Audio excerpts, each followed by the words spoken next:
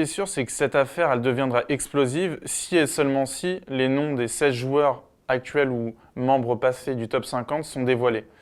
La BBC et BuzzFeed News ont clairement expliqué pourquoi ils avaient choisi de ne pas diffuser ces noms-là, tout simplement parce qu'ils n'existaient pas et ils n'avaient pas la preuve formelle du lien entre les joueurs suspectés et les parieurs malveillants. Pourquoi il est si difficile d'obtenir cette preuve de corruption? Eh bien parce que jusqu'à très récemment, il était impossible pour les enquêteurs d'avoir accès aux ordinateurs, aux mails, aux messages échangés sur téléphone portable des joueurs soupçonnés de corruption, sans leur accord préalable.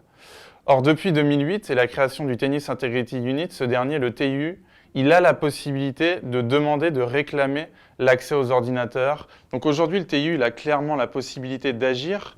Simplement, on se rend compte, en lisant l'enquête de BuzzFeed et de la BBC, qu'à la fois, il manque peut-être un petit peu de moyens humains et aussi d'un peu de détermination pour clairement prendre des sanctions à l'encontre des joueurs suspectés. Il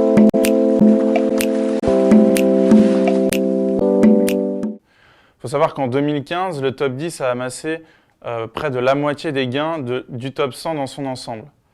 Donc il y a clairement une hyper-concentration des gains au sommet de la pyramide. Et c'est cela qui peut finalement tenter certains joueurs qui sont au-delà de la 100, de la 120e place mondiale, à céder aux sirènes de la corruption. Quand on leur propose par exemple 50 000 $ pour perdre un premier tour, alors que s'ils sont au premier tour, s'ils gagnent ce premier tour par exemple d'un ATP 250, ils vont gagner 5 à 6 000 $, 7 000, 8 000 $ maximum. Après, ce qui paraît étonnant, dans les révélations de BuzzFeed et de la BBC, c'est de voir qu'il y aurait des matchs de Grand Chelem, 3 à Wimbledon et 1 à Roland-Garros, qui seraient justement impliqués. Et là où les sommes sont quand même plus importantes.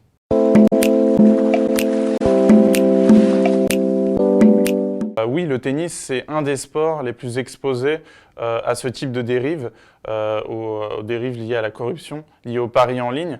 Pourquoi? Parce que déjà, c'est un sport individuel. Donc finalement, ça s'apparenterait presque au sport idéal pour ce type de corruption, puisqu'il n'y a qu'un joueur, qu'une personne à corrompre.